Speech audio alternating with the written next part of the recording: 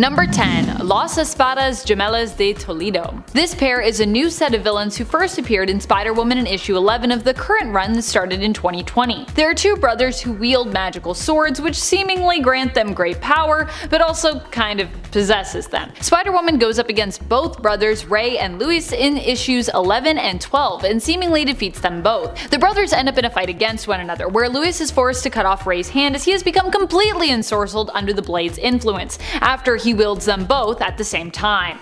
It seems, however, that this isn't the last we've seen of the villains. Ray eventually gets himself a new mechanical sword hand, and both brothers swear to get revenge on Spider-Woman for getting them locked up and pitting them against one another. So while these guys only appeared in a couple issues, we're definitely going to see them again soon. And friends, before we move on to this next spot, if you are loving this list and you want more lists like it where we talk about all of the cool Spidey things, be sure to let us know by giving this video a thumbs up. Number 9. Trapster. Trapster is one of the members of the all-female Sinister Six group, Sinister 7 group I guess now, to appear in the Sinister War 4-issue limited series. She is a member of the Sinister Syndicate, which is the name for the all-female team and is led by the Beetle. We don't yet know Trapster's true identity, all we know is that she claims to be the new Trapster and that yes, she spells her version of the supervillain codename without the E, seemingly appearing as the new, younger, and hipper version of the villain. I don't actually know if Trapster is ever a villain who could be made cool, but it seems like this version is at least trying to do that, reclaiming the title and the use of the paste gun with some pride, which you gotta give her points for.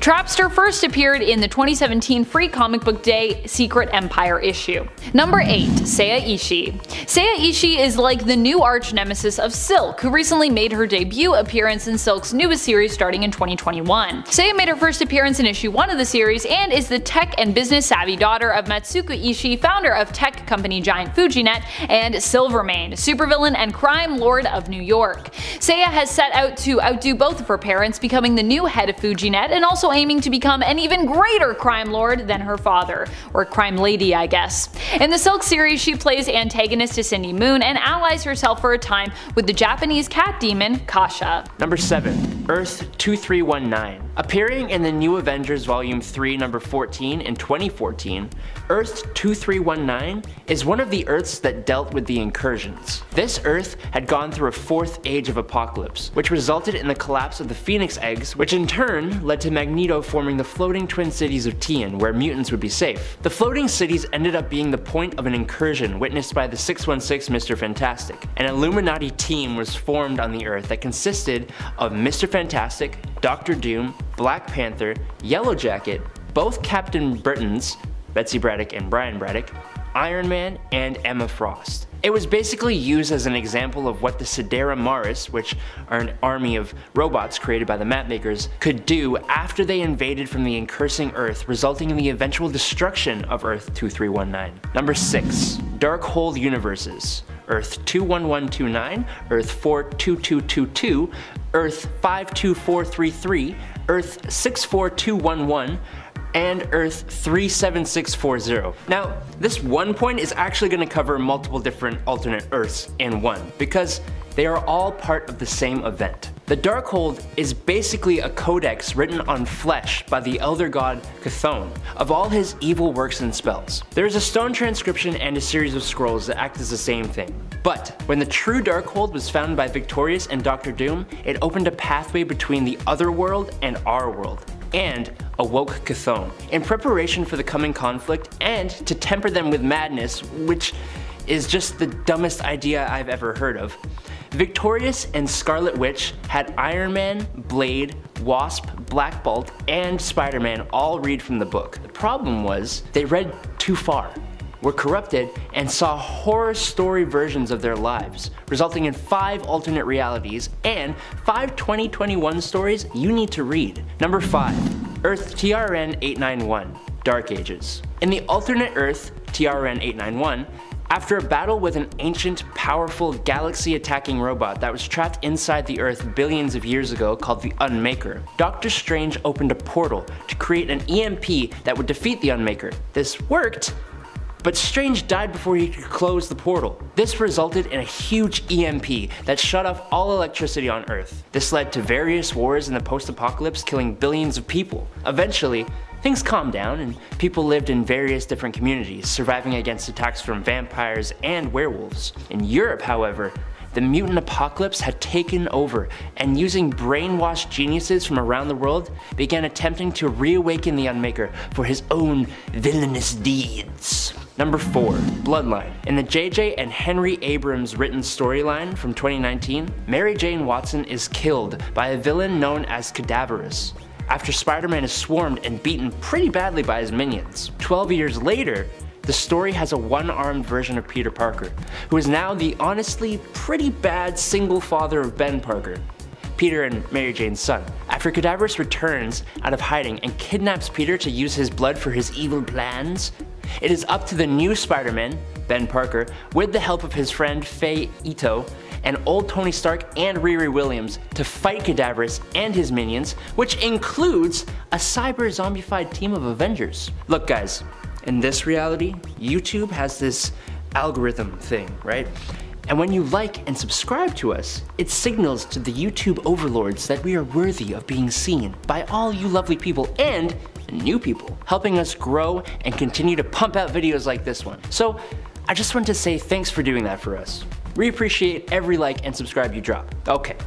On to the top 3. Number 3. Octavia Vermis. Within the Spider-Verse, there are of course many different heroes and many different villains. Octavia Vermis was one such villain introduced to us in the newest Spider-Woman series in issue number 2, as a new arch-nemesis for Jessica Drew's Spider-Woman. And although her evil plots were seemingly thwarted in the end, you can likely expect that Octavia will return in the future. She was introduced as the daughter of Otto Vermis, a Hydra commander who Spider-Woman herself killed years ago.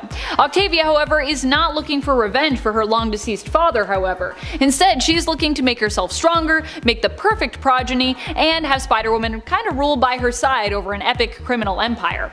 Fortunately, Jess has other plans for Octavia, but while Octavia might be defeated for now, you can bet this new badass villain will be back, and whenever she does return, I'm honestly gonna be pretty scared for Jess, cause Octavia was pretty crazy. And probably still will be whenever she returns, and is not a dinosaur anymore. A dino person.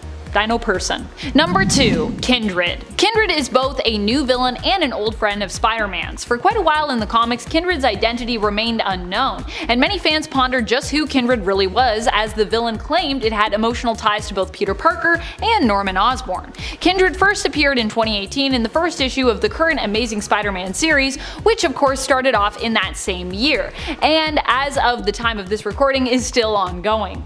Years later, we would learn that Kindred was apparently none other than Harry Osborn, returned from the dead and now part demon, part tortured soul. However, it also seems that there might be more to Kindred than meets the eye, and perhaps the villain is not only Harry alone, but could have even more identities that have yet to be revealed. If he truly is Harry Osborn, who knows? Number 1. Venom. Dylan Brock is the son of Eddie Brock and Anne Wang, Eddie's deceased ex-wife, and is now a huge player when it comes to the world of Spider-Man and Venom, and just the Marvel Universe in general. Dylan initially seemed to have a powerful influence over symbiotes, but lost these powers following the defeat of Null in the King in Black event. However, he recently has taken up his father's mantle, becoming the new Venom in the comics, after his father Eddie basically retired from vigilante life to take Null's place, becoming the god of symbiotes.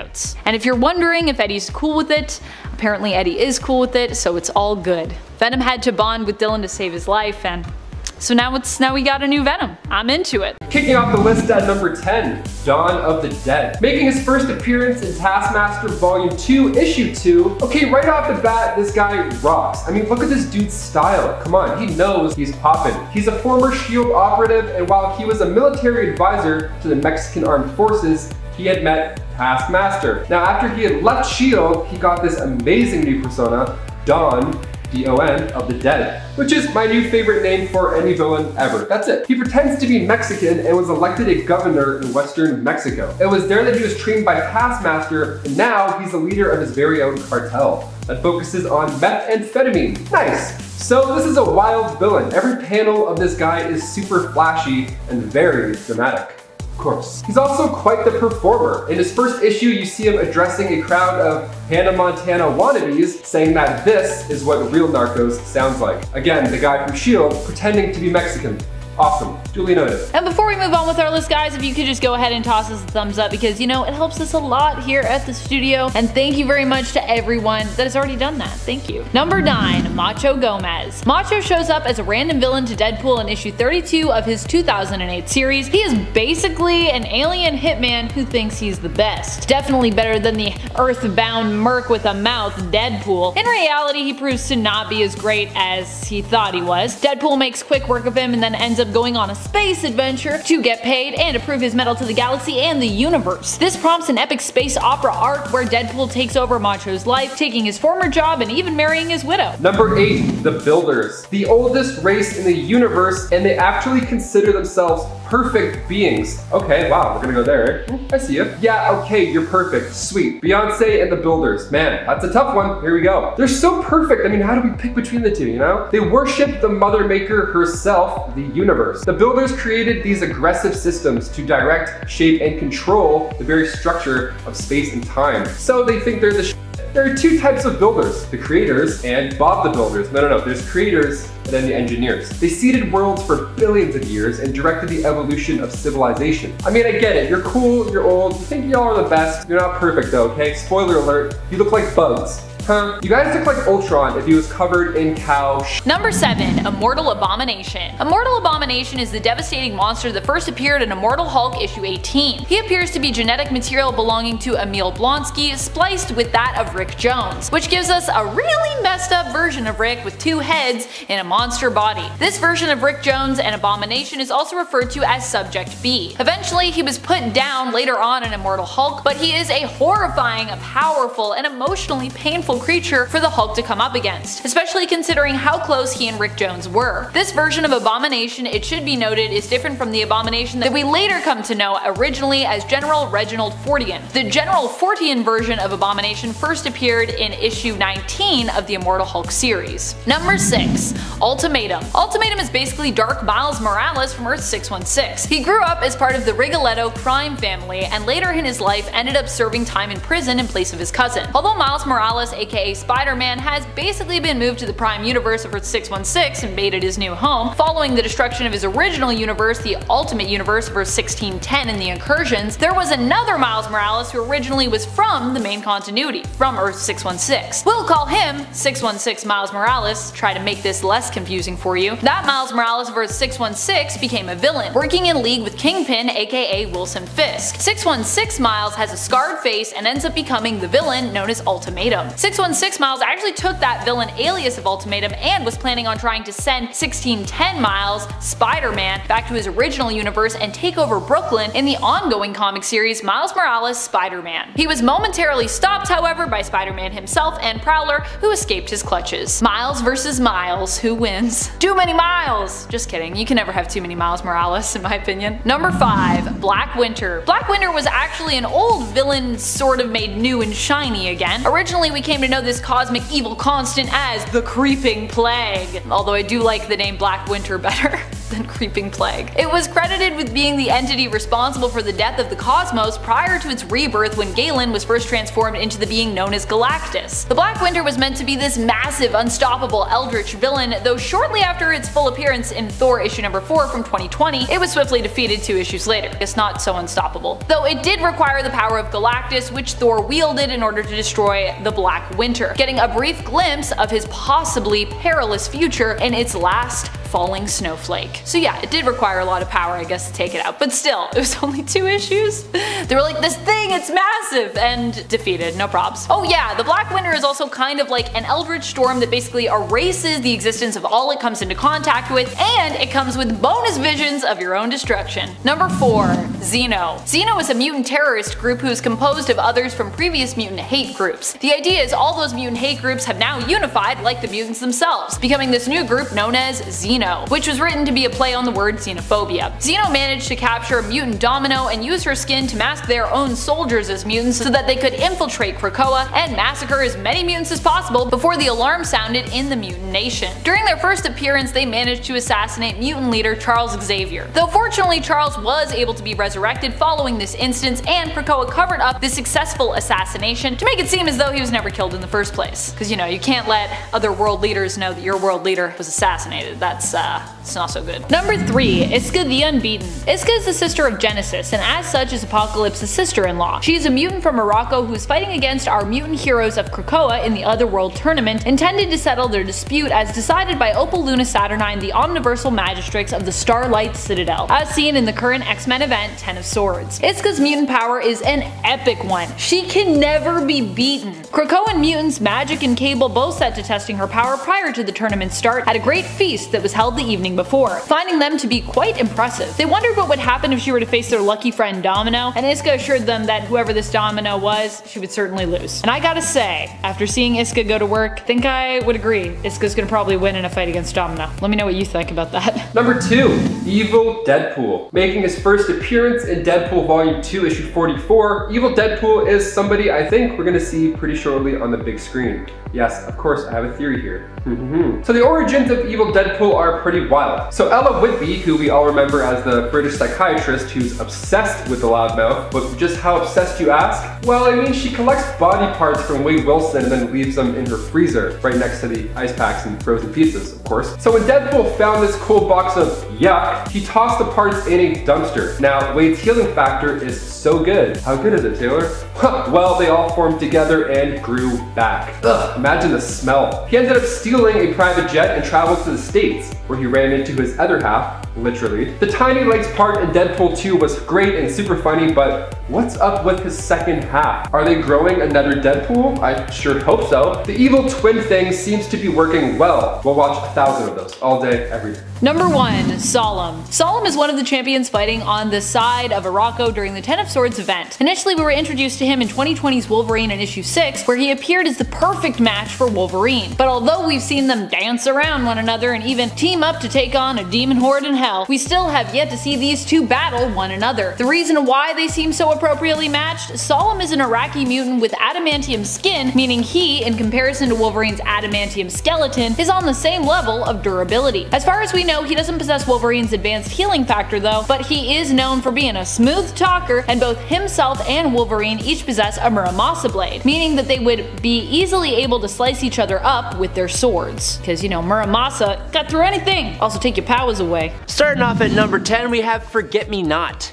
I wanted to start this list off really small, with a character y'all may not know. Mainly because almost no one knows him because that's his power. Appearing in 2014, Forget Me Not had actually been a member of the X-Men for several years before this, but thanks to his abilities, no one can remember him. Forget Me Not's abilities make it so that he is imperceptible in all forms, basically. The power is so good that even Charles Xavier himself had to place a psychic reminder on himself so that he would remember Forget Me Not's existence. Clearly, that means some of the most powerful telepaths have difficulty discovering him, let alone remembering him. His power is to be forgotten, but the unique ways this power could be used, and the uniqueness of this power in general, will keep him in my mind. Number 9, we got Eye-Boy. Why is a guy named Eye-Boy on a list of strongest members of the X-Men? I see you, like many of the other mutants, are very judgmental. Trevor Hawkins' body is covered in eyes, 57 to be exact, which give him an array of powers that honestly, you kinda may expect. Microscopic, telescopic, X-ray, night, infrared, and thermal vision are all a part of his power list. But he can also detect chemicals, is an excellent marksman, and is skilled in nonverbal communication. He can almost read other people's minds by reading their behaviors and body language. He is an incredible tracker. He can predict attacks and can read people's histories just by looking at them. He can pinpoint weak spots in machines and people, is able to see electronic wavelengths and microwaves, is able to see past illusions and disguises as well as magic waves. He makes an amazing detective, in short. On top of all that,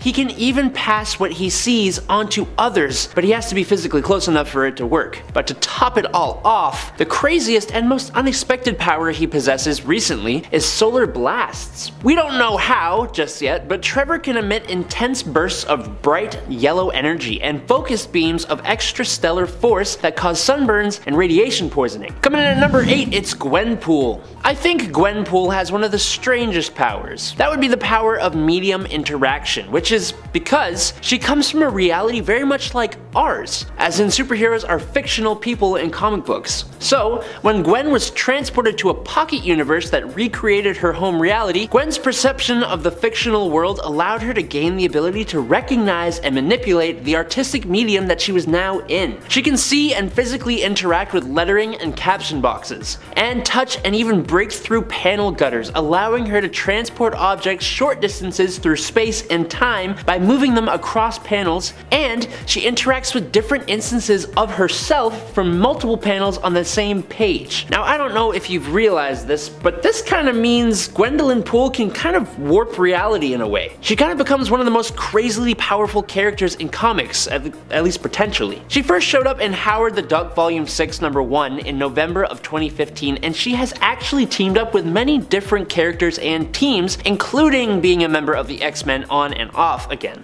Number 7. Electro. No, not that Electro, not Max Dillon. Instead, we are talking about his accomplice turned supervillain herself, Francine Frye. Francine was obsessed with supervillains and ended up becoming the partner in crime and potential partner in romance of Max's. Back when Max's powers were on the fritz and extremely unpredictable, she kissed him and as a result was electrified, seemingly to death. However, the Jackal would bring her back as a clone. When the attempt was made to restore Max's at the time currently lost powers, something went awry with the procedure and instead it was Francine who ended up superpowered. With her new powers, she herself also became known as Electro. Francine made her first appearance in the 2014 Amazing Spider-Man series in issue number 2. Number 6. Hyperion. While Hyperion has existed for a long time as a member of the Squadron Supreme, we just recently got a seemingly alternate version of him who showed up in Heroes Reborn, which was intended to greatly affect the future of Marvel's main continuity. This alternate version of Mark Milton is currently designated to the reality given the temporary, non-official number of 852. In this reality, Marcus was not just one of the Earth's primary superheroes and leader of the Squadron Supreme, but also found a friend in non-powered Daily Bugle photographer Peter Parker, who appeared similar to DC's character Jimmy Olsen, Superman's pal. Although as we saw from Peter's perspective, he didn't quite feel the same way about his relationship with superhero Hyperion. He was like, Hyperion's a jerk, and Hyperion was like, he's my best buddy. Oh dear. Time will tell if this alternate version of Hyperion will return and perhaps even play a role in the future of Spider-Man, as at the end of Heroes Reborn, in the aftermath shown in Heroes Return, we learned that Hyperion misses the alternate Peter Parker and their alternate reality friendship. Aww. This alternate version of Hyperion made his first appearance in the 2021 Heroes Reborn series in issue number 1. Not to be confused with the other Heroes Reborn series. Just to be clear. Number 5. The Sinister Syndicate. The Syndicate might not be a new single character, but it is a new group of characters that were brought together in the comics. We've already talked about newer characters who are also members of the team, including Francine Frye's Electro and the new Trapster, Hold the E, but the group itself was actually founded by Beetle, making its first appearance in the current run of Spider-Man way back in issue 25. The team is now one of the main competitors in the Sinister War story, despite the fact that they're not actually a Sinister 6 team, they're kind of like a Sinister 7, but it's alright because they're the Sinister Syndicate, so they can still be 7 and be the Syndicate. Currently the team features Electro, Scorpia, Trapster, White Rabbit, Anna's Kraven the Hunter, and Lady Octopus. Number 4. Demogoblin. Demogoblin is the new name taken up by the former Demogoblin. She came to be a sort of reinvented version of that character during the Absolute Carnage event, making her first appearance under this name in issue 1 of Absolute Carnage Lethal Protectors. And while the Venomverse has gone on to become kind of its own thing, it also remains ever intertwined in the Spider-Verse besides. After all, even in Absolute Carnage, Spider-Man was also a main player, as he was one of the few people Eddie Brock trusted during their fight against Carnage and the Cult of Null, aka the Church of the New Darkness, as they were known. Demogoblin was created when Cletus Cassidy as Carnage sacrificed his love Shriek, claiming the codex located in her spine, and also using her death and body to resurrect Demogoblin, hence Demogoblin, who is also really feeling that Carnage love, so yay, I guess. For people that I guess shipped Shriek and Carnage and are like, no more Shriek. It's alright, you have Demogoblin, basically it's Shriek, but it's also Demogoblin, but as a lady. Comics. It's confusing sometimes, isn't it? Coming in at number 3, it's Tempest. Eva Bell first was seen in All New X-Men #1 in 2012 when we also saw her mutant powers manifest. She was out with friends and a boy when her brother showed up and began to get into a fight with that boy. The stress and duress of the situation caused her powers to pop off, and she completely froze everyone within a city block of her in time for 20 hours until the X-Men showed up, helped her, and then took her in. She's been referred to as near Omega level with her ability of chronokinesis within a time bubble, meaning she can freeze and slow down time and is one of the best at it in the world. She can also speed up time in the bubble by decades if she chooses to, which is why she's a member of the Five to age up whoever is being resurrected. And she can even time travel. Although she has shown to lose control over this power from time to time, there is no doubt she is and can become more incredibly powerful. Number 2,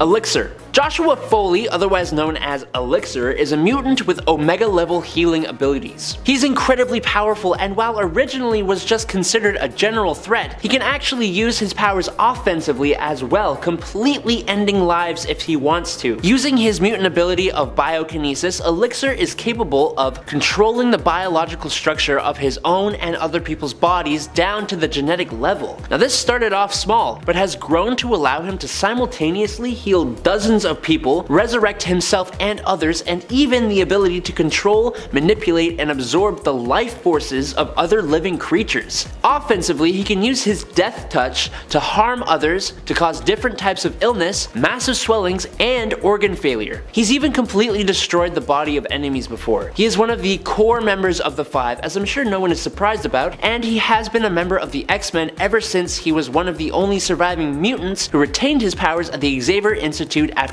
M-Day, and he was trained to become one in 2006's New Mutants. Number 1! Hope Summers. Hope Summers was the first mutant born after the events of M-Day, the mutant decimation, or the day that Scarlet Witch cast No More Mutants. She was then taken into the far future and raised by Cable, being carried around in the coolest baby Bjorn you'll ever see. Not too long after, she returned to the present and her mutant powers finally activated. Her power is basically that of Omega level power manipulation. She can manipulate the powers of other mutants nearby to her, even mimicking their powers, but at full capacity and with complete control over those powers. And she can even take on multiple powers at once, but it is pretty tiring for her to do that. A large part of her role in the Krakoan society is as the leader of the Five, who use their abilities to resurrect the mutants of Krakoa. Her role on the Five specifically is both to boost their powers to their full potential and help them work in synergy with each other perfectly. She also helped terraform Mars alongside Vulcan and Proteus,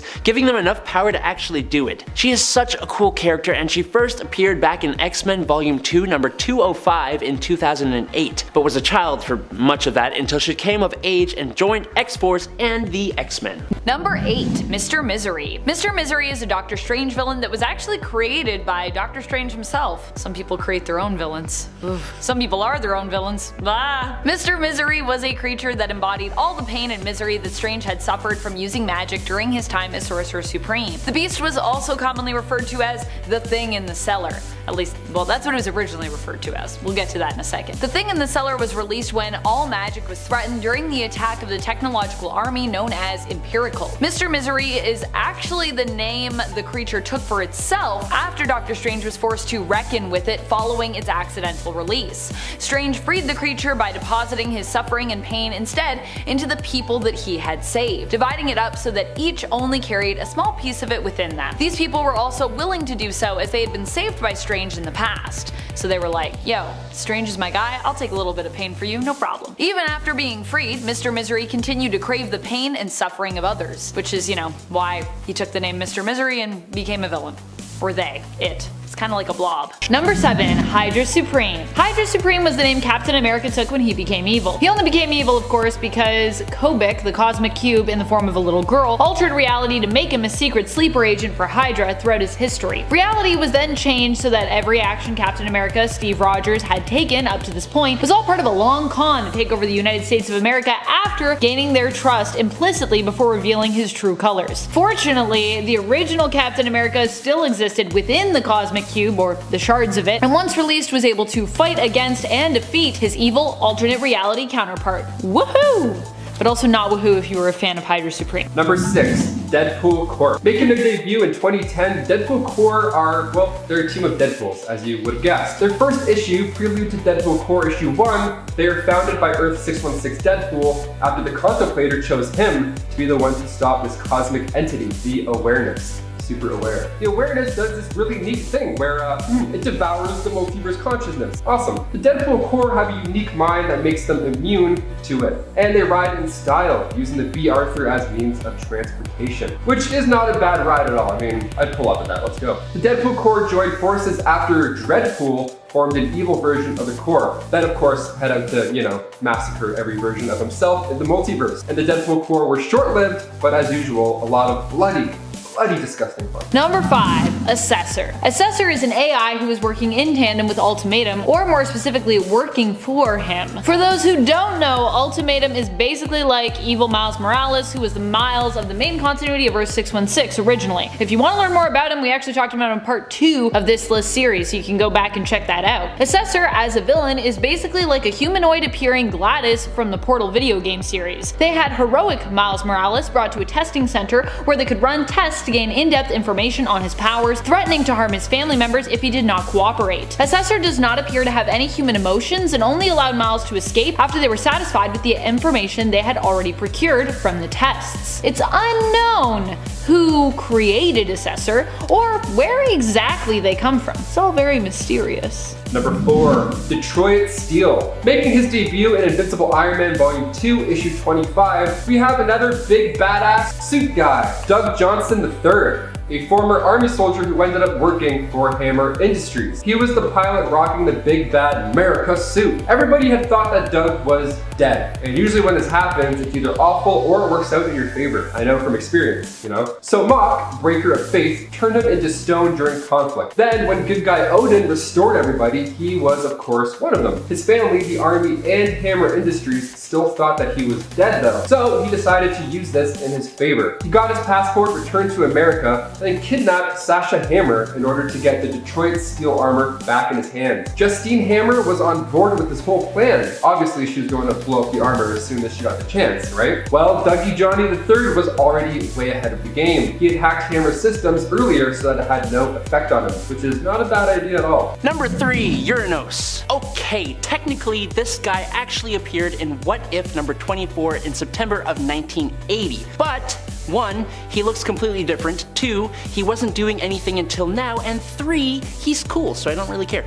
Uranos the Undying is Thanos' grand uncle, and one of the deadliest beings in the Marvel Universe. Uranos, like every Eternal, was created by the Celestials 1 million years ago, but he believed the Eternals best fulfilled their purpose if they exterminated both the Deviants and the humans, all life outside the universe, and imprisoned the Celestials. Luckily, his brothers Kronos and Oceanus disagreed, plunging the Eternals into civil war. Now he ultimately lost that war and was captured by his brothers and became the first Eternal to be imprisoned within the Exclusion, where he stayed for over 500,000 years because of the failsafe he imposed upon the machine. That failsafe being that if he dies, his greatest celestial designed weapons will be unleashed. Recently, mutants have been revealed to be related to Deviants, making the X-Men enemies to the Eternals, and the Eternal Druig called on Uranos for help in Axe Judgment Day number 1. And to show how powerful he is, in a matter of 20 minutes, Uranos eradicated Cable, Magneto, and David Haller, otherwise known as Legion,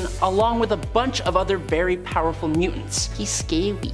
Number 2, Annihilation. Annihilation was at first a mysterious villain who appeared in the X-Books. Eventually, however, we learned that Annihilation was actually a demonic and possessive force which had taken over Genesis, who was forced to take up the Golden Helm of Annihilation after defeating the villain. It was basically a losing battle either way, as if Genesis lost, she would have died, but in winning, she was forced to take up the helm and then lead the demonic forces of Amenth, which had so long plagued Arakko and its people. So it's like a if you win, you lose, and if you lose, you lose. Genesis turned out as well to be the long-lost wife of Apocalypse. Apocalypse had left his wife, children, and people eons ago in an attempt to help saving Arakko from the Amenthi forces that threatened to one day overtake it. In the end, Apocalypse, with the assistance of Saturnine, helped to free Genesis from the hold of Annihilation, and the helm was turned into a staff that was less influential on its host and more easily used as a tool instead of, you know, possessing the will of whomever possessed it. Annihilation had their first appearance in X-Men issue number 12 from 2020. Number 1. Monolith. This likely villain is so new it was hard to even find information about her. First appearing in July of 2022, which is last month unless you're in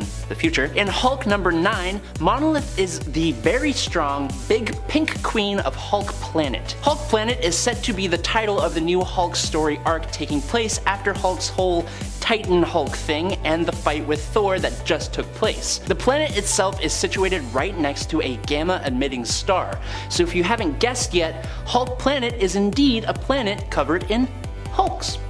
Banner, piloting the Starship Hulk, finds the Hulk planet while on a mission for isolation. Instead, he meets Monolith, who offers him a place among the other Gamma beings where Hulk can exist in peace. But of course, there seems to be more to Monolith than meets the eye, and we kind of just have to wait until we can find out more information. It is likely safe to assume that as the leader of a planet of Gamma mutates, Monolith is very strong and very powerful. Will Hulk find peace? That's not usually how it goes, but only time will tell. Number 10. Miss Marvel.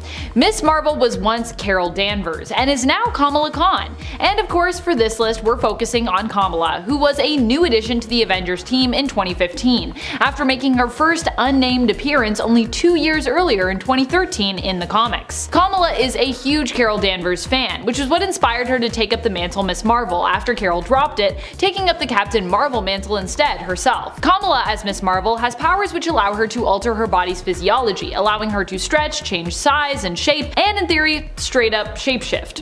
Her powers come from inhuman heritage, which was activated by her exposure to the Terrigen bomb. Kamala joined the team for a time during all new, all different Avengers, and remains a fan favorite hero at Marvel Comics. And to clarify before we move on to point 9, this is going to be a list of Avengers that have recently come onto the team, as opposed to new Avengers, which is kind of its own thing. There's a lot of new Avengers, so I just want to clarify that.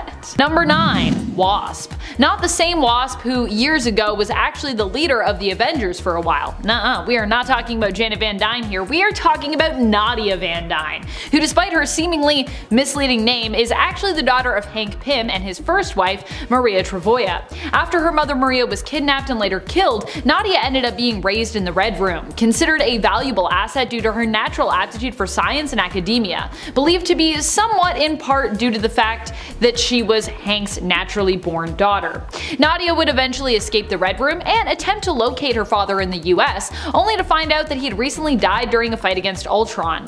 Nadia felt compelled to meet her stepmother, Janet, desiring to become the new Wasp. The two ended up getting along well, and Janet even gave Nadia her blessing to take her last name, seeing her as family. Hence, Nadia became both Nadia Van Dyne and the new Wasp, also going on to join the Avengers team. Number 8. Spider-Man. Peter Parker as Spider-Man has of course teamed up with the Avengers before, but Miles Morales as Spider-Man is a newer addition, not just in terms of the Avengers team, but also still relatively new in terms of him existing in 616. Miles Morales is originally a Spider-Man who hails from the Ultimate Comics line originating in Earth 1610, the Ultimate Universe. He was given a new home on Earth 616 after his world had been destroyed as a result of showing kindness to and sharing food with Molecule Man during the Secret Wars event.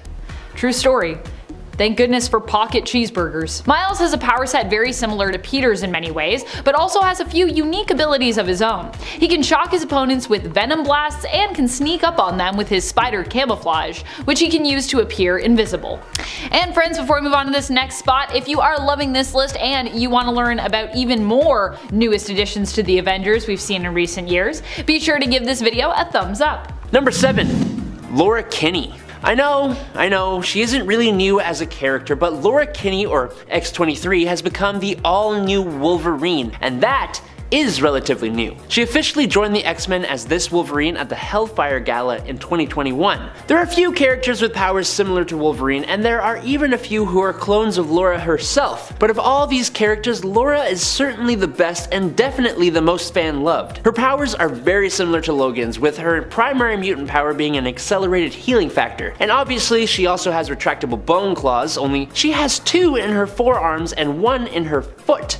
Well, each foot. She was obviously a clone and grew up being made to be a weapon, so of course she has an extremely haunted past. But with Logan as a father figure in her life, she grew up under him, and she even did the same for Gabrielle Kinney, another clone who Laura considers to be her younger sister. She's already done so much, but I just kinda can't wait to see what else she does as Wolverine. Number 6. It's Synch. Everett Thomas isn't a new character by any means, being first introduced in 1994, but while he was a part of Generation X, he didn't officially land on the team until this newest iteration of X-Men. He was also one of the first mutants resurrected by the Five on Krakoa, due to the fact that his powers could enable him to act as a substitute for any of the Five who might need to tag out. With that said, what are his powers? Synch's powers are known as synchronistic power replication. Synch basically produces this really cool funkadelic looking aura that allows him to synchronize with other supers in his vicinity, letting him use their powers unless they leave the vicinity. But what's really interesting is that he doesn't need that person to be completely there. So if you had like a tissue sample from a superpowered person, he could sync with that and it would be enough. Since his resurrection, his powers have been amped up, giving him a limited memory bank of powers he's synced with. He became an official base member of the new X-Men team announced at the Hellfire Gala alongside Laura Kinney in X-Men Volume 5 number 21 in 2022. Number 5. Zorn. Question: what would you do if you and your twin brother developed the mutant ability of having your head become a star? Answer: I honestly don't know how you would still be alive to decide what to do in the first place. Shen Zorn and his twin brother Quan Yin Zorn both developed mutant powers that, in essence, were tiny stars that burned away and replaced their actual heads. They were both isolated, and they both wear super cool looking iron helmets with power dampeners to contain their power from doing too much damage. Shen is called Zorn with a Z, and his head is actually technically a black hole. And to keep things not confusing, Quan Yin is also named Zorn, but with an X. Okay, so what the heck can they do with their powers? Well, both of these characters can produce gravitational electromagnetism, which could actually allow them to heal others and use telepathy, and also, really weirdly, somehow allowed them to sense when people died and speak using shaking gravitational particles. Zorn, the one with a Z, could suck people into his black hole and even turn his black hole back into a sun. They could also both obviously do a lot of damage, using the power of a star to burn, blind, and incinerate people. They both became members of the X-Men at different times. X-Zorn was the first in 2002, but he wasn't always good. And his brother, Z-Zorn, joined more than a few years later. Number 4, it's Dupe. First appearing in X-Force number 116 in 2001, Dupe's origin story is kind of hard to explain, because we don't know for a fact what it is. Captain America tells us he was a US Cold War weapons project, and he apparently had some kind of role in the fall of communism. He was originally a member of X-Force until eventually becoming a member of X-Static. For such an unthreatening character, Dupe is surprisingly strong. He has been described as being an extra-dimensional being with a genius-level intellect, bordering on possible omniscience. And he has a large array of psionic powers, one of which includes controlling Russians. He can change his size and shape at will, allowing him to heal wounds and reassemble parts of his body if they have been removed or cut off. He has an incredible level of super strength and durability as well, with an unknown limit, being able to match and overcome Thor in a fight when he was in a weakened state, taking hits from Mjolnir while he did so. He seems to be able to come back from the afterlife, and he also has a pocket dimension inside himself that he can store things in and summon creatures from. He can also completely break the fourth wall and go across the comic panels. Dupe has defeated the devil all by himself. He is overpowered, and I don't know how anyone loses with him on their team. Number 3, Phoenix. While Phoenix is definitely one of the most powerful superheroes to be on the Avengers team, her history with them is a bit more lengthy than you might initially think, which is why I ranked her a little bit lower on this list than I normally would. Phoenix herself was back on the original Avengers team, the prehistoric Avengers, or the Avengers of 1 million BC. This avatar for Phoenix was known as Firehair. However, Firehair only made her first appearance even in 2017 in the comics, so she's also kinda new in a way, even though she's super old. Does that make sense? Maya Lopez, aka Echo, is the current host of the Phoenix Force and the current Phoenix, who also finds herself herself on the Avengers team. Her being Phoenix is new, but her being on the Avengers team is not new. She rejoined the team in 2021 as Phoenix, which is quite new, like I said, but she actually was a member of the Avengers way back in 2005, when she was using the mantle of Ronin. Still, Maya being Phoenix and being part of the Avengers altogether is quite fresh right now, despite both the Phoenix Force's history with the prehistoric team and Maya's own history with the present day team. And of course, Phoenix is one of the most powerful entities in the entire Marvel universe. So despite her being kind of a new old combo thing, we have to show respect to the blazingly brilliant and powerful Maya Lopez, aka Echo, aka Phoenix, on this list. Number 2. Cable. Nathan Summers ended up joining the Avengers team at a time when Captain America was seeking to present a show of unity. Hence, Cable ended up being on the Avengers Unity division, which was meant to bring together Avengers and X-Men after events of Avengers vs. X-Men had created tension between the two superhero groups of Earth. Series-wise, the team was known as the Uncanny Avengers, with Cable joining up as early as issue number 4. Cable is an extremely powerful telepath and telekinetic due to him being the offspring of X-Men member Cyclops and his wife at the time, Mr. Sinister created clone of Jean Grey, Madeline Pryor. Despite Maddie being his birth mother, Jean has also been like a mother to Nate after she was implanted with the memories of basically raising him, making her kind of like his telepathically retcon mom, with Maddie becoming more like a surrogate mother in terms of her relationship with Nate, formerly known to her as Baby Christopher.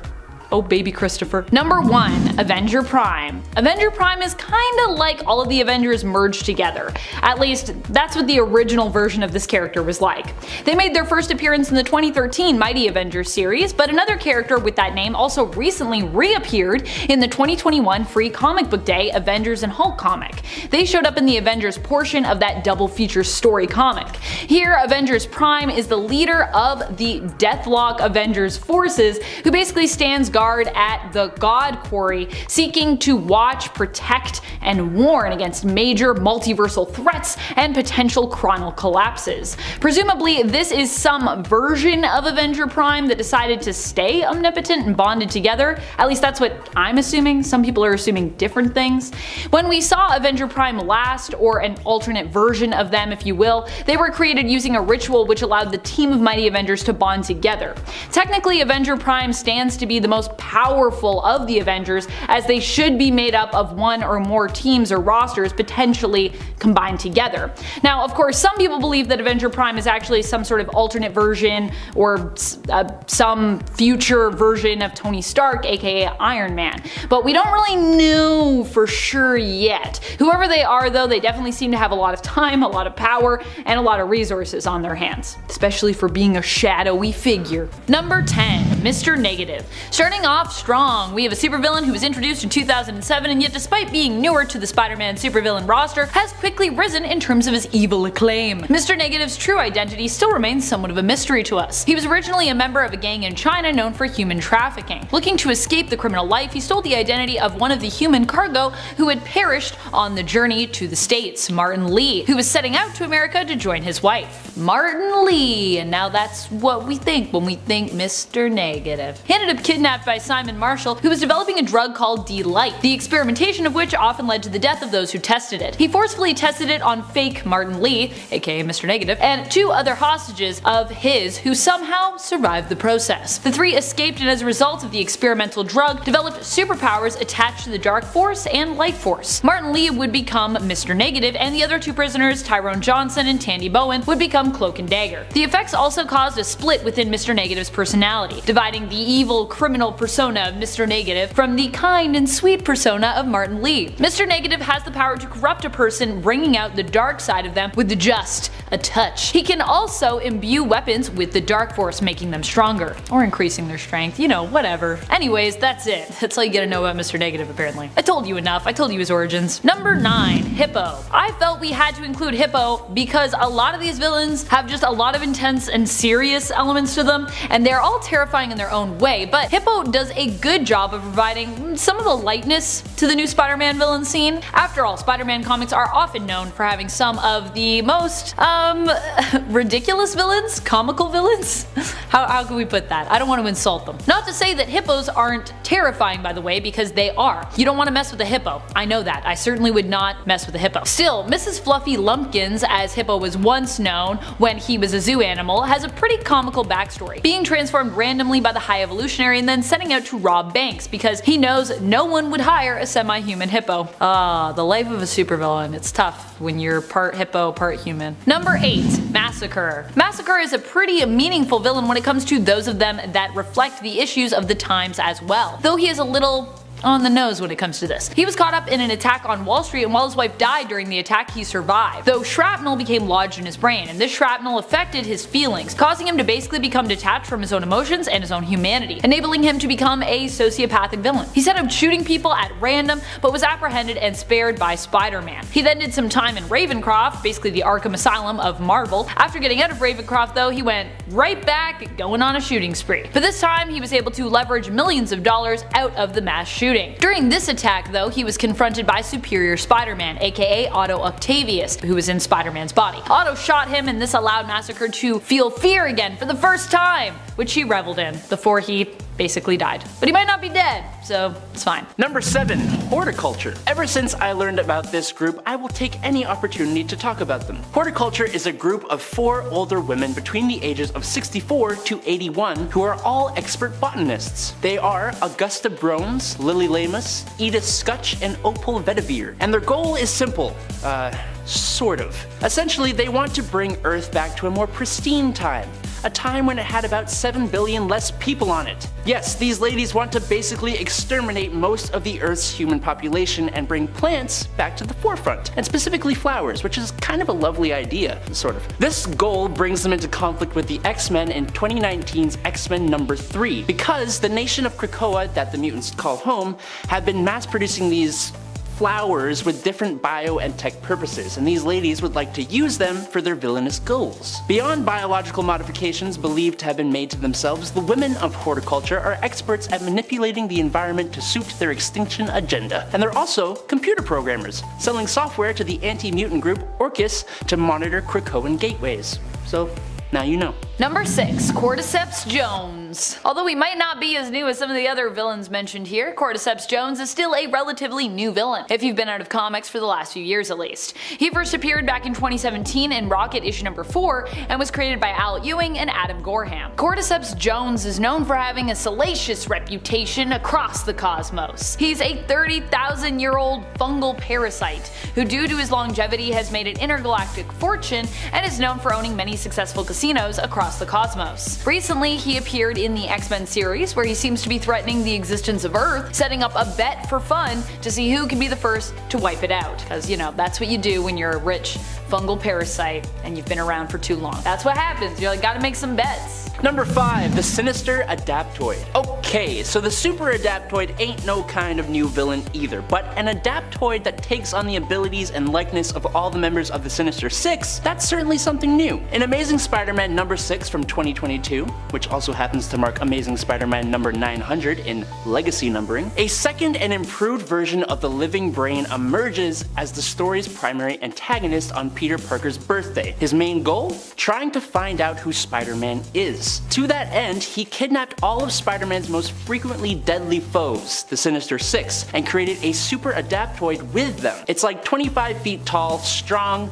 fast, zappy, honor-obsessed, 8-legged, mysterious, and it likes to quote some of the Six's lines. Spider-Man ends up having to team up with the captured 6 villains to fight the Adaptoid, but it's actually the villains' inability to properly work together that makes the Adaptoid malfunction and destroy itself. It's kind of funny how that works. As for the Living Brain, he ends up switching sides when Spider-Man refuses to let the 6 destroy it, and saves the day before revealing it actually already knows Peter's real name. Kinda weird. Number 4. Orchis. Orchis is the entire villainous organization that first appeared in House of X issue number 1, back when Dawn of X was just starting up and it was all fresh and new and we were like, a new mutant thing and it's so good, and now we're like, please don't ever end, but it's probably gonna end soon, so I'll just go into the closet and cry forever. Don't worry about it. Orchis is an anti-mutant organization that is pro-human, and as such is all about the advancement of AI, such as Nimrod and Sentinels, to help protect humanity against the growing mutant threat. I feel like there's gonna be some people in the comments who are gonna say, actually, Nimrod is technically a Sentinel, and you're right, but also, don't worry about it. Orchis sees mutant evolution as a threat to humanity's existence, but little do they know, the AI they're creating is likely to serve as an even greater threat to humanity's existence in the future, based on everything that we've seen, and every alternate universe we've ever explored where that has continued. Many have joined Orchis since we were first introduced to them, with even a few mutants betraying their own kind to join their ranks. Number 3. Kindred. Kindred was hinted at in the comics more than a decade before he made his comic book debut in Amazing Spider-Man Volume 5, Issue 5. He is maybe one of the best villains because he is still so shrouded in mystery. We don't know a lot about him. In fact, I'm not even sure if he is a he. Could end up being a she. We don't really know. This villain can control and create centipedes and is a demon spawn. In life, he was someone who is close to Peter Parker, hence his codename Kindred. Kindred spirit, get it? He affectionately has referred to Peter as Pete. All we know so far is that he's out for blood when it comes to Norman Osborn, and also has a grudge against Pete for some reason as well. He was also powerful and terrifying enough to have had Mysterio pledge loyalty to him. So you know, like kind of a bigger bad than Mysterio. Mysterio's pretty big bad, pretty big. Number 2, Dr. Octopus. Well, Dr. Octopus is one of the oldest and most iconic Spider-Man villains around. I know y'all were about to be like, but wait, Dr. Octopus he came out in issue 3. Though Chameleon actually was first, came out in issue 1, there was an amazing alternate version of him that needs to be acknowledged. In Into the Spider-Verse, we got to meet a female version of Doc Ock known as Olivia Octavius. So why do we love her? Well, because she is terrifying, brilliant, has a great character design, and is voiced by Kathryn Hahn. And because she was also unexpected. When you're making superhero movies or even writing comics today, it's hard to keep things feeling fresh and unpredictable. And this was honestly something I myself was not expecting when I was watching the movie. I also just love that she has kind of like a Tom Baker's Doctor Who vibe going on with her headband and her scarf. I don't know if that was intentional or not, but I just felt like it was cool. Maybe I'm just imagining things because I love Doctor Who too much. You asked for the newest villains and you got it. Cadaverous first appeared in the 2019 Spider-Man series co-written by J.J. Abrams and his son Henry Abrams. It's an experience. Cadaverous is a combination of technology and organic parts, a human face, and almost human mind, albeit one that seems to struggle to speak properly. Takes him forever to like get a sentence out. Make up this huge cybernetic monster. In the first issue, we handily see him defeat Peter as Spider-Man and kill MJ, leaving their son Ben to grow up moody and without his mom, and sort of without his dad, who abandoned him. He's got a hook hand, you know, life is hard. It now seems that Cadaverous has a villainous plot, and that young Ben and possibly his absentee hook-handed father Peter will have to work together to unravel and eventually stop said plot. Oh yeah, and he's also got an army of robots. Number 10, L'Oreal. Not to be confused with L'Oreal, which is a brand. Just to be clear. L'Oreal is the sister of Captain Marvel, who first appeared in issue 18 of the current Captain Marvel series, which started back in 2019. She was genetically bred by Kree scientists who created her to be a powerful warrior using the DNA of 2 accomplished Kree warriors who came before her, one of which was Carol Danvers' mother, Mari-El. That makes L'Oreal Carol's full Kree half-sister. Carol was working as an accuser when she first ran into L'Oreal, and was tasked with apprehending and executing her, as she was believed to be the Kree responsible for a large massacre. Carol learned of L'Oreal's parentage and believed her to be innocent, so instead spirited her away until she could locate the person who was truly responsible for the massacre. After the events of Empire, where the two sisters fought side by side, L'Oreal ended up becoming Emperor Hulkling's new accuser, taking Carol's place. Also, L'Oreal, fun fact, is really funny, and if you get to read her as Emperor Hulkling's accuser, you'll see what I'm talking about. Number 9, Katie Chen from the MCU. Katie, or Ruin Chen, is probably one of my favorite new characters in the MCU, if not just my full-on favorite now, I think. Katie is the best friend of Sean and grew up with him, but later learns that her friend Sean has a complicated past that he's been running from for basically years. And in fact, Sean's given name was never actually Sean, but instead Shang-Chi. Katie might not have superpowers, but she comes with a can-do attitude no matter the odds. We also learn that despite the fact that Katie works as a valet alongside Sean, that she actually graduated from Berkeley, but isn't really doing much with her college degree. Katie loves driving fast and karaoke, a woman after my own heart. Number 8. Werewolf by Night. The new Werewolf by Night is known as Jake Gomez. He made his first appearance in the newest Werewolf by Night series in issue number 1. Jake discovers as a teenager that he can transform into a wolf during the night, no full moon necessary. Jake ends up wrestling with his werewolf form, attempting to use it to do some good for his people while struggling to be in full control of himself while transformed. Jake is supported by his sister Molly, who helps him by using music, creating playlists to help soothe him, allowing him to gain more control, and his grandmother. Number 7. Valkyrie. Valkyrie is Jane Foster, who was originally known as Thor when she joined the Avengers team the first time around. Jane ended up becoming the new Thor after Thor Odinson, the original Thor, was deemed unworthy. As the new Mighty Thor, editorially referred to at times as Lady Thor, Jane joined the Avengers team in the all-new, all-different Avengers series in 2015. Currently in the comics, Jane is no longer the Mighty Thor, but was welcomed into Asgardia by Odin, who gave her a new title and power set, making her a new Valkyrie. To clarify, I'm saying Asgardia because she was kind of like welcome to the whole world of Asgard, but she didn't go live on Asgard or anything specific like that. Currently, Valkyrie is the mantle that she uses. Being imbued with the spirit of Valkyrie Brunhilde gives Jane the strength and power set of an Asgardian warrior. In addition, there are specific powers that are also granted to Valkyries like herself. She can teleport, has depth perception, and can see ghosts, in addition to being a super strong and capable fighter. Number 6. Starbrand. I kinda miss when Brandy was just like a little Starbrand baby. But of course, this is comics, and heroes can't stay babies forever. In fact, they can't even stay a baby for more than a year apparently. Especially if they're joining the Avengers, which I kinda get. Technically, the young Starbrand, Baby Selby, later given the first name Brandy, was in the care of the Avengers. Not really specifically on the team, kinda sorta like their ward. But despite being one of the youngest heroes to ever be affiliated with that team, this little Starbrand also would often help the team out on missions, being so insanely powerful. Starbrand possesses the Starbrand, which grants her a great amount of basically cosmic power. She is capable of interstellar flight and flight in general, energy manipulation and projection, creating energy blasts, and technically should also be super durable and have some level of healing factor. The Starbrand's power is believed to be potentially infinite when it comes to their power levels, making Starbrand one of the most powerful members on the team, in baby form, child form, or young adult form as she currently is as of the end of issue 52 of the current 2018 Avengers series. Number 5. Ghost Rider. While Starbrand might have the greatest potential for power, and we aren't sure entirely what she's capable of just yet, Robbie Reyes is a bit more experienced when it comes to his powers. And even when he was less experienced, he actually accidentally killed one of the previous Starbrands, Kevin Connor, in Marvel Legacy. So for those reasons, I thought we should give him a bit of a boost when it comes to his ranking on this list. Robbie Reyes first appeared in the comic scene in 2014 in All New Ghost Rider issue number 1. He is an all-new Ghost Rider, just like the series claims. During a street race gone wrong, Robbie was killed and ended up possessed by the ghost who haunted the car that he was driving, becoming the new Ghost Rider.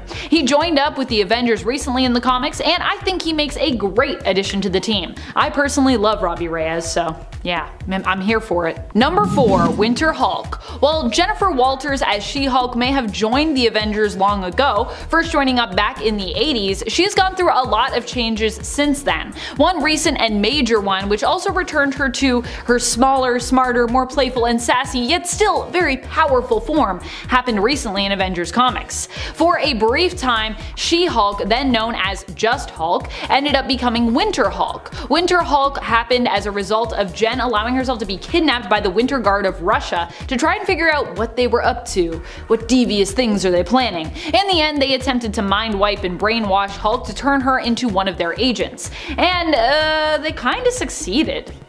Although the process was interrupted, for a brief time Jen acted as their agent, Winter Hulk. However, as Winter Hulk, Jen still managed to fight against her programming, and alert her fellow Avengers when sent to attack Namor and Atlantis. In the end, Winter Hulk was forced to absorb a ton of radiation to protect the citizens of Atlantis. She managed to discharge the gamma radiation she had absorbed safely, and as a result was returned to her original form, ultimately deciding to retire from the Avengers team after these events and return to practicing law. Raw. And now we have a new She-Hulk series that I have heard nothing but good things about. I really need to get reading my first issue. Number 3. Shang-Chi from the MCU. Shang-Chi first appeared in the comics back in the 70s, but it took him 13 years to make his way into the MCU from when it started way back in 2008. Simu Liu is the actor to take up the role of this new hero in the Marvel Cinematic Universe. Shang-Chi is introduced in his own self-titled feature film Shang-Chi and the Legend of Ten Rings, where, no major plot spoilers here, no major plot spoilers, we learn that he is a man running from the past, living under the alias of Sean in the United States, after escaping the supposed wrath of his father, criminal overlord Wenwu. We follow him on his journey as he is suddenly recalled home, back to his family under mysterious circumstances, all while uncovering his family's story, history, and the Legend of the Ten Rings. If you haven't seen Shang-Chi and the Legend of the Ten Rings yet, I actually cannot recommend this movie more. I think it actually may have become one of my all-time favorite films, both within and without the MCU. That is just how great it is. I cannot praise it enough. If you haven't seen it yet, like, pause this video, go watch it, and then come back. That's how good it is. You gotta go right now. Number 1. Kang the Conqueror from the MCU. Kang is a character that I really never would have expected to see in the Marvel Cinematic Universe, but it's happened, and I gotta say, I'm like weirdly hyped about it. Kang made his first appearance in the season 1 finale of Marvel's streaming series Loki, where he was played by Jonathan Majors. We already knew to expect Jonathan Majors as the character, but didn't anticipate him to show up so early in that role, instead expecting him to arrive in the MCU in Ant-Man and the Wasp's film Quantumania, where he was believed to be the major villain. It turns out, however, that there isn't just one Kang, but infinite Kangs across the multiverse. One of these Kangs was the one behind the Time Variance Authority, or the TVA, it turns out, but now that it has been toppled, this has allowed multiple realities with other, possibly even more sinister, powerful, and ruthless Kangs to spring up. So get ready for some Kang mania, it sounds like. Also, we need a Kang movie, because I want Quantumania and I want, like, Kang Mania to also be a movie now. Number 10. Red Goblin. Red Goblin is the amalgamation of the Carnage symbiote, combined with Norman Osborn's Green Goblin. When you mix a blood-fused symbiote like Carnage together with the insane Green Goblin, you get Red Goblin, a pretty fearsome foe to be reckoned with. Spider-Man had to renounce his mantle to protect his family and fight Red Goblin as Peter Parker, and had to also call in backup to defeat this epic version of Norman Osborn introduced a few years back. This whole experience as well severely messed with Norman's mind, and later resulted in him believing that he was in fact Carnage, aka Cletus Cassidy, and was not at all Norman Osborn, forgetting all about that life until another mysterious villain, Kindred, gave him back his sanity. Thanks, Kindred, that's so nice of you. Number 9. Number 8. The Griever at the End of All Things. So, I always want to call this villain the Griever at the end of the universe, but that must be because I'm a huge Hitchhiker's Guide fan, and that's just bubbling back to the surface in my mind. But it's not the Griever at the end of the universe, it's the Griever at the end of all things. The Griever at the end of all things was a new villain who showed up and seemingly killed Molecule Man, proving how powerful and scary she was as early as her first appearance. I gotta say, I think her design is cool, but I'm kinda disappointed that she hasn't resurfaced in any Fantastic Four issues since her first fight with the FF team. The fight was so epic that the Fantastic Four actually had to call in a ton of backup, calling on temporary and rotating members of the team to join them, and finally revealing after the events on Battleworld and the recreation of the multiverse that they actually weren't dead as all their fellow heroes were made to believe, but were actually alive and rebuilding everything in secret. So that let that cat out of the bag. Number 7. The Inheritors. Not everyone is a huge fan of these energy vampires, but they play an integral role in the Spider-Verse story arc. And both of the Spider-Verse story arcs, to be honest, Spider-Verse and Spider-Geddon. The family of vampires who feed off of spider totems and any other animal-based totems were an extension of the original villain, Morlun. Morlun first appeared in the Spider-Man comics in 2001, and it wasn't until 2014 that we would meet the rest of his family, the Inheritors. These energy vampires threaten the existence of the entire Spider-Verse on more than one occasion. Lucard himself, who was part of the Inheritor family, would end up defecting, becoming the Master Weaver. In the end, when the Inheritors ended up cloned and returned due to the era of Superior Spider-Man, the head of the family, Solus, and the rest of the Inheritors ended up defeated at the hands of an Enigma Force-powered Miles Morales armed with the Sword restored vigor. And it was discovered that Solus was actually behind all the endless hunger that all of his family felt. Because of this, the Spider Army decided to bring back the Inheritors once more, with each of their consciousness transferred into a baby clone of each of them. Free from the hunger that made them evil, they were then all adopted by Spider-Man. Ah, cutest little baby villains ever. We'll see if they grow up to be evil, but I doubt it. They're pretty cute. Number 6. Regent. Regent was also known as Augustus Roman. What a name, by the way, Augustus Roman. He was the man behind a prison known as the Cellar on Rikers Island, which housed some of the most dangerous criminals. Rikers Island itself is known for prisons of this sort. The difference with this one was that Roman was actually using the prison as a means of creating his own superpowered suit to go after the Avengers with. He was mistreating the prisoners, using them for their powers, which he was then able to utilize within his own suit. Roman was obsessed with controlling and containing the superpowered abilities of all superhumans, which he also aimed to do with the Avengers. This had a lot to do with his own backstory. He's got some feelings about superhumans, let me just say. During his fight with the team, we got to see him take on not just Spider-Man, but we also saw MJ join the fight as well, donning the Iron Spider suit. I love when writers let MJ get involved in some of the action. Regent proved to be a challenging foe for the Avenger team, and for Spider-Man, and for MJ, for everyone that was involved. Number 5. Red Goblin. During a fight with Spider-Man in the Amazing Spider-Man Volume 1, issue 798, it was revealed that Norman Osborn was bonded with the Carnage symbiote. Dun dun dun. Very scary stuff, guys, very scary stuff here. Spider-Man, of course, had an appropriate response to this news, and I've got a page from that comic in the links below there for you guys. Red Goblin then proceeded to threaten Spider-Man's loved ones, promising he would kill them, not even as Green Goblin would with like a fall, but only as the Red Goblin could, unless Peter Parker gave up being Spider-Man. Also, the Red Goblin killing your family and loved ones is like definitely not a good idea. Terrified Parker agreed to the Red Goblin's terms, but of course he double-crossed him, promising at the end of the comic to fight on, not as Spider-Man, but as Peter Parker.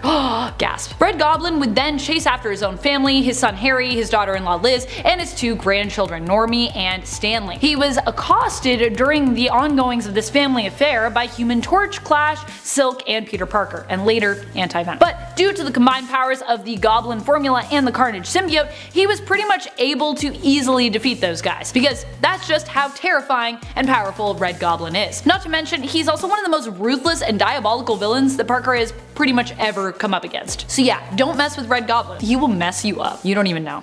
Number 4. Null. Null has been at the center of one of the biggest, most exciting Venom story arcs yet, Donny Cates' Absolute Carnage. This storyline features, in fact, a spectacularly terrifying cast of great big bads, including a resurrected Cletus Cassidy in the Grendel symbiote, evoking an even more psychotic version of the recently deceased Carnage symbiote, Shriek, the Church of the New Darkness, and Doppelganger, an evil version of Spider-Man, basically. Null seeks to gain control over Cletus and be reborn. As such, Dark Carnage, as we now know him, prompted by Null, attempts to reclaim all of the codexes of those who were once bonded with symbiotes. Codexes are basically like a leftover remnant or an imprint of those symbiotes within one's body. Stored within the spine, by the way. Yeah, so you gotta take it out of the spine. Meaning that we see Dark Carnage, as well as a whole bunch of other similarly influenced symbiotes, go on a rampage, devouring spines of beloved heroes, villains, and characters, both alive and dead, left, right, and center, who were once bonded with any symbiote pretty much ever. Yo, if you guys haven't read Absolute Carnage, you need to read at least some of it. Just at least like a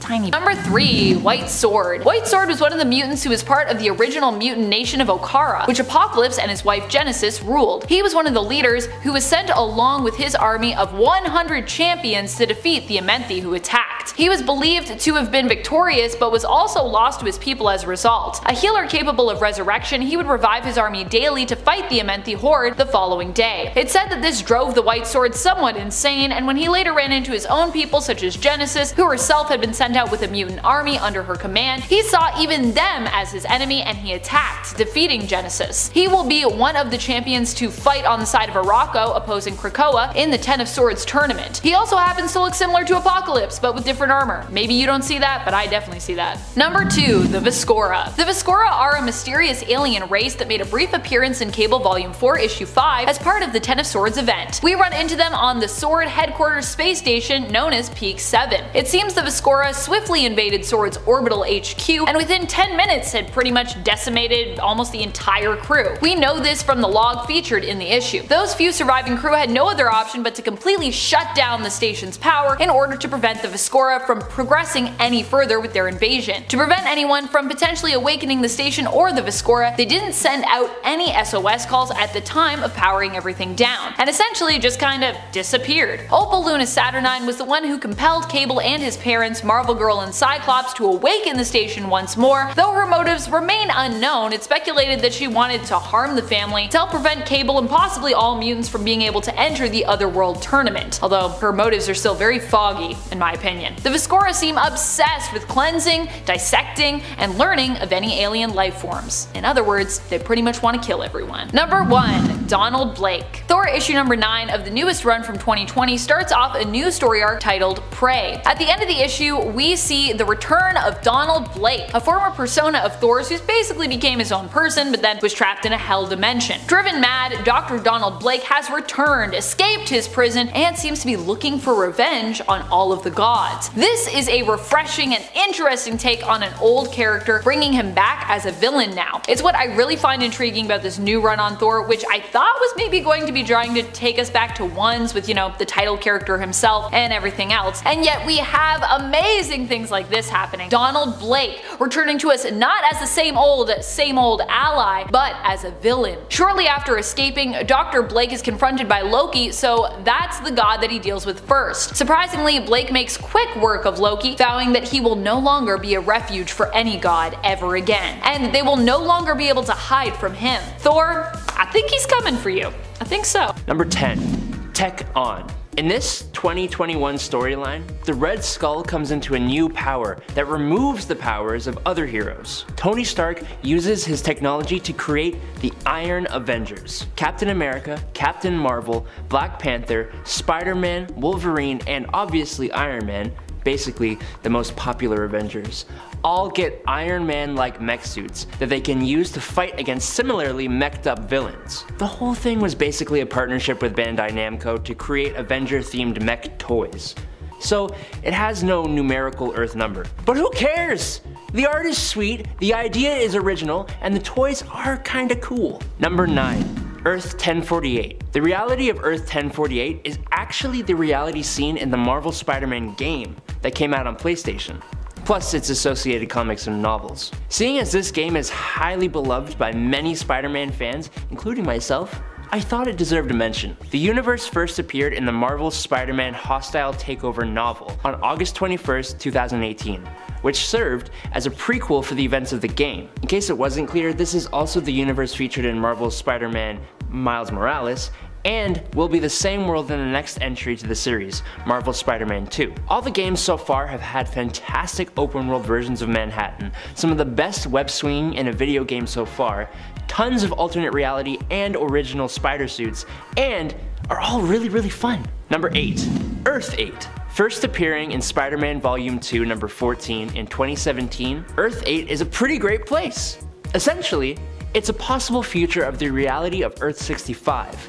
A utopia where Miles Morales and Gwen Stacy got married and were part of a team called the Amazing Eight, whose members included Spider-Boy and Spider-Girl, Miles and Gwen's kids, Spider-Ham, Penny Parker and her Spider-Mech, Jerry Drew Spider-Man, and an unnamed Spider-Woman that resembled Kraven the Hunter. The Spider-Gwen of Earth 65 came to Earth 8 to ask for the Amazing Eight's help to fight Silk in her reality. Unfortunately, Miles and Gwen were on their second honeymoon, so she only got the Amazing 6 out of 8, but that was enough it seems. Number 7. Zhu Xialing from the MCU. Zhu Xialing is the sister of Shang-Chi, who appears in his self-titled feature film. We learned that despite the fact that her father never felt it would be appropriate to train her, at night she would practice in secret, watching his elite soldiers, known as the Ten Rings, during the day, and attempting to teach herself their movements during the night. Like her brother Shang-Chi, she also became a woman on the run. However, for Xialing, instead of running from her potential destiny, she attempts to seize for herself the role she feels was denied to her growing up. It's likely that the Shang-Chi film won't be the last that we'll see of this new Marvel Cinematic Universe character,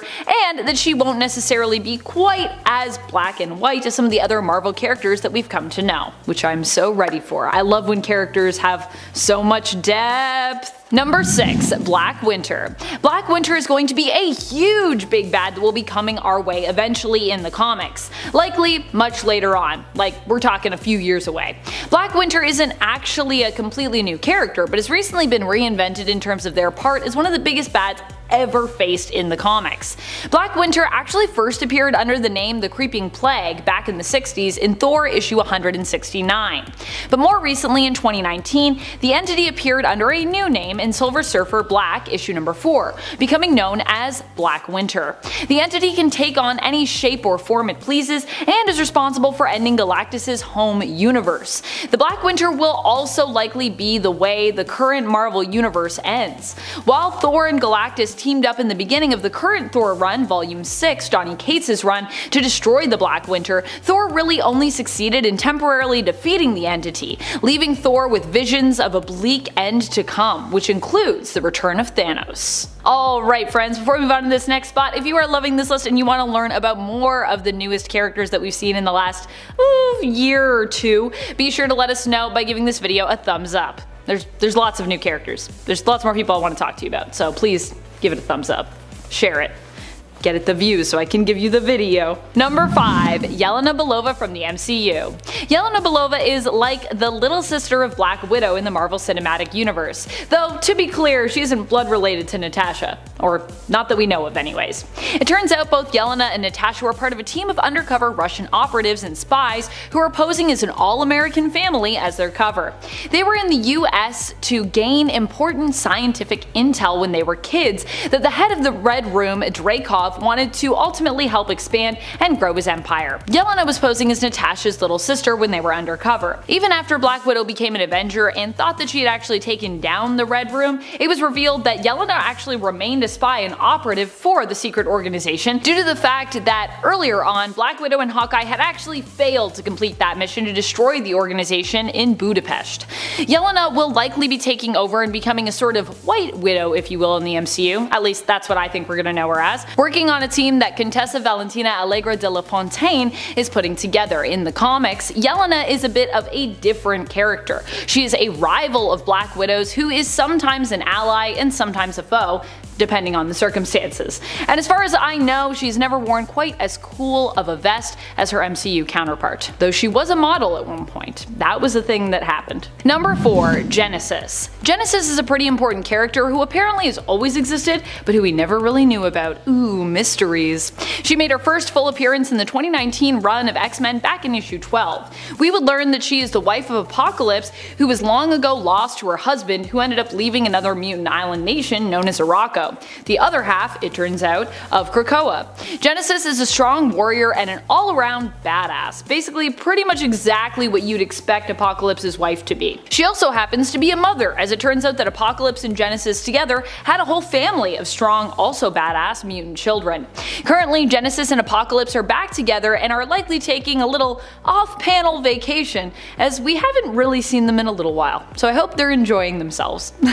Hope they're getting a time to reconnect, because they've been apart for so long. Number 2. Earth 001, home of the Inheritors. First appearing in Superior Spider-Man number 33 in September 2014, Earth 001, or Loomworld, is home to the Inheritors, who are a clan of very strong beings who hunt and feed upon the life force of animal totems, specifically spider totems, meaning all the Spider-Man and women of the Marvel Multiverse. Loomworld is also the home to the Master Weaver and the Web of Life and Destiny, which is basically a model of the entire universe and allows for travel to different realities. The Web of Life and Destiny and the Master Weaver were captured by the Inheritor family, who used it to hunt various Spider-Men. The event this takes place in is an awesome one, and if you get the chance, I highly suggest that you give it a read. Number 1. Earth 15513. There was nothing, followed by everything.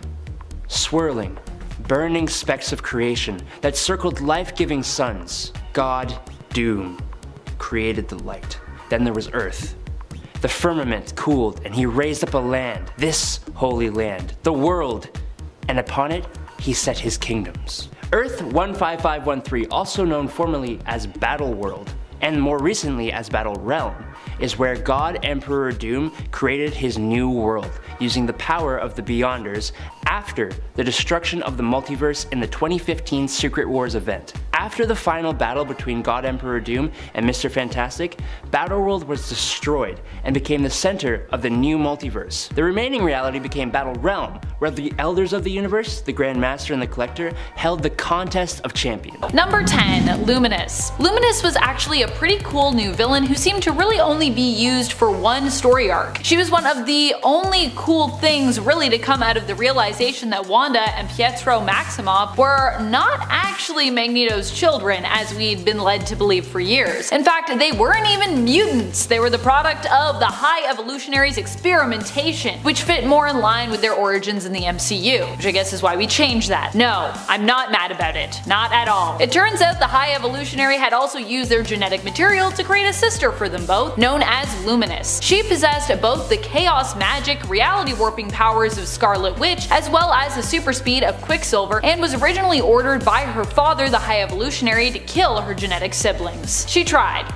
real hard. Number 9. Pets of Evil Masters. While the Pets of Evil Masters might not be the most impactful villains around, they are definitely some of the most adorable. These villains obviously seek to thwart the Pet Avengers, the pets of Earth's most mightiest heroes. Like their heroic opponents, the Pets of Evil Masters are exactly what they sound like, the pets of some of the most vile villains in the Marvel Universe. They are led by Dr. Doom's pet Vulture, Vulture Von Doom, and include Thori, Loki's Hellhound, and Bitey McSpidey, who isn't stated to be owned by any specific villain, but is implied to be the spider that was responsible for creating Spider-Man. On Earth 616, that spider may have died, but on Earth 97161, where the Pets of Evil Masters are from, I guess that little spider lives on, seeking to wreak all kinds of havoc. And before we move on to this next part, just a quick thank you to you for sticking around watching this video, and if you haven't already, something that helps us out a ton here at the channel is clicking that like button, so do it. Click the like button, and if you did already, thank you so much for doing so, it really helps us out. Number 7. Apocalypse's children. Slash first horsemen, I suppose. These kids are the ones who obviously inspired Apocalypse in the future when it came to naming and creating his horsemen thereafter. Their names are the same as those Apocalypse would normally take for his